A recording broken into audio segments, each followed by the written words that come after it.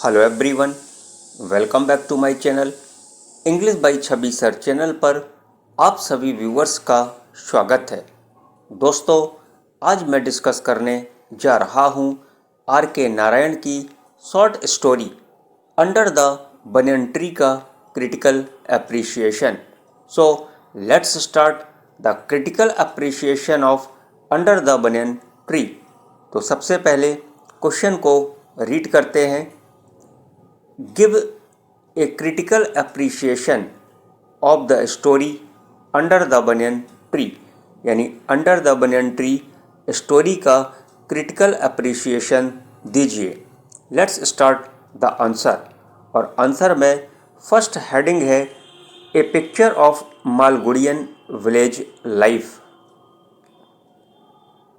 In the story under the banyan tree, under the banyan tree story में R K Narayan gives a glimpse of a Malgudian village.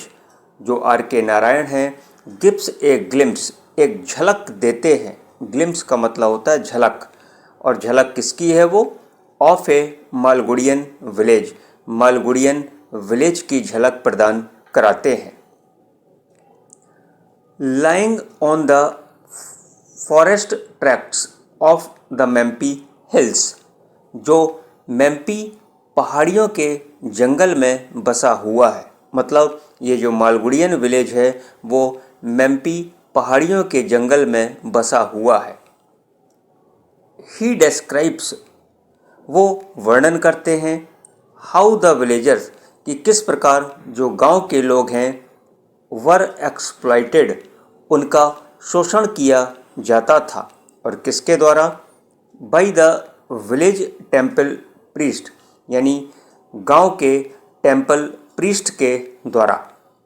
And how, और किस प्रकार दे वर enchanted, वो enchanted हो जाते थे, मतलब मंत्र मुग्ध हो जाते थे। किसके द्वारा?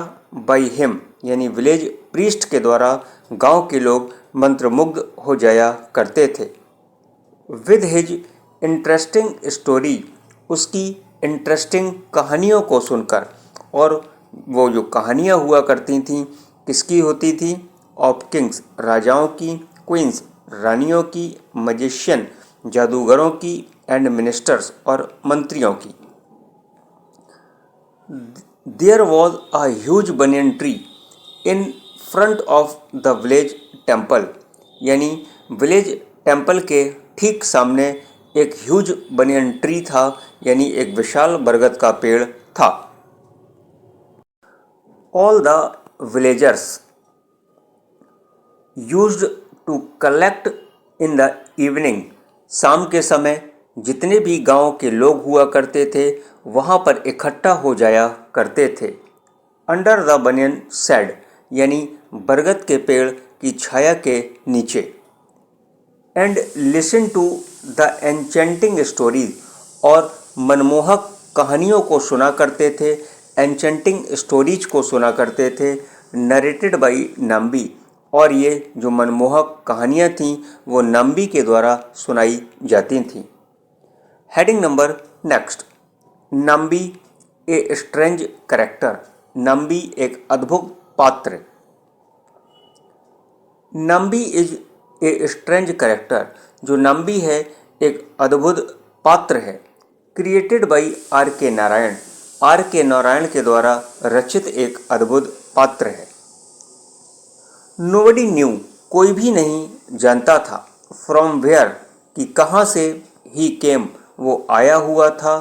एंड हाउ, और किस प्रकार, he became the owner of the village temple, और किस प्रकार वो गांव के मंदिर का ऑनर बन गया था, यानी मालिक बन गया था।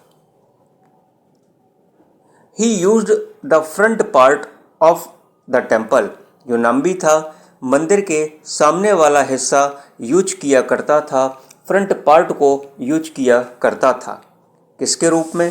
एज हिज लिविंग प्लेस, और लिविंग प्लेस के रूप में, यानी अपने रहने के स्थान के रूप में। The rest of the portion, और जो बाकी का हिस्सा था, वॉज यूज्ड, वो यूज किया जाता था बाय द प्रीस्ट, पुजारी के द्वारा, एज ए सेंक्टम, किसके रूप में यूज किया जाता था? एज ए सेंक्टम यानी गर्भगृह के रूप में। वेयर, जहाँ पर ही कुड मेडिटेट, वो ध्यान कर सकता था, मेडिटेट कर सकता था फॉर आवर्स, घंटों तक, and pray to his goddess, और अपनी देवी से वो प्रार्थना किया कर सकता था, टू हेल्प हिम, उसकी सहायता करे, जो देवी है उसकी सहायता करे, क्या करने में? इन टेलिंग द स्टोरीज, कहानियाँ सुनाने में। नोबडी न्यू, कोई भी नहीं जानता था, about his exact as, Nambi की सही उम्र के बारे में किसी को भी पता नहीं था। ही माइट बी 70 और 80 ईयर्स ओल्ड, शायद वो उसकी उम्र 70 या 80 साल की हो गई होगी। But he could invent story, जो नंबी था वो इन्वेंट स्टोरीज यानी कहानियों का आविष्कार करता था, and entertain the villagers with his chanting stories, और अपने गांव के लोगों को एंटरटेन किया करता था यानी उनका मनोरंजन किया करता था, किसके साथ? विद हिज चैंटिंग स्टोरी, अपनी अच्छी कहानियों के साथ। तो ये हो गई हेडिंग नंबर 2। अब बात करते हैं हेडिंग नंबर नेक्स्ट की, और हेडिंग है the title. The title of the story, story का जो टाइटल है, इज जस्ट एंड अप्रोप्रिएट, वो उचित और सटीक है। बिकॉज, क्योंकि the entire action of the story, story का जो पूरा कार्य है, मूव्स राउंड, वो चक्कर काटता है, द बनियन ट्री यानी बरगद के पेड़ के आसपास ही चक्कर काटता रहता है। ऑल द इम्पॉर्टेंट एक्टिविटीज, जितनी भी महत्वपूर्ण एक्टिविटीज़ हैं, मतलब जितनी भी महत्वपूर्ण गतिविधियां हुआ करती हैं, आर ऑर्गेनाइज्ड, उन गतिविधियों का आयोजन किया जाता था, किसके द्वारा? बाय द टेम्पल प्रीस्ट यानी गांव के पुजारी के द्वारा, मंदिर के पुजारी के द्वारा। और कहाँ पर किया जाता था? अंडर द बनियन ट्री यानी बरगद के पेड़ के नीचे। द बनियन शेड, जो बरगद के पेड़ की छाया है, इज यूज्ड, उसका उपयोग हुआ करता है, बाय द विलेजर्स, गांव के लोगों के द्वारा। और किसके रूप में उपयोग होता था? एज ए क्लब हाउस, एक क्लब हाउस के रूप में। वेयर पीपल, जहाँ पर लोग गैदर्ड मतलब इकट्ठा होते थे, इन द इवनिंग, शाम के समय, क्या करने के लिए? To listen to temple priest यानी टेम्पल प्रीस्ट, मंदिर के पुजारी को सुनने के लिए लोग वहाँ पर शाम के समय इकट्ठा हो जाया करते थे। देयर इज ए स्मॉल निच in the trunk of the banyan tree, बरगद के पेड़ के तने में एक छोटा सा निच था यानी एक छोटा सा आला था। There is no such big place, ये इतना बड़ा स्थान नहीं है, in the whole of the village, पूरे गांव में। हेंस, इसलिए the title of the story is quite just and apt, जो स्टोरी का टाइटल है क्वाइट जस्ट एंड एप्ट यानी उचित और उपयुक्त है। Heading number next, a strange story, एक अद्भुत कहानी। Under the banyan tree by R K Narayan, are K Narayan के द्वारा लिखा हुआ अंडर द बनियन जो ट्री है, जो स्टोरी है, इज अ स्ट्रेंज स्टोरी, एक अद्भुत कहानी है। बिकॉज, क्योंकि इट इज विदाउट कैरेक्टर, ये कहानी बिना किसी पात्र के है, एंड एनी प्लॉट, और बिना किसी कथा वस्तु के है।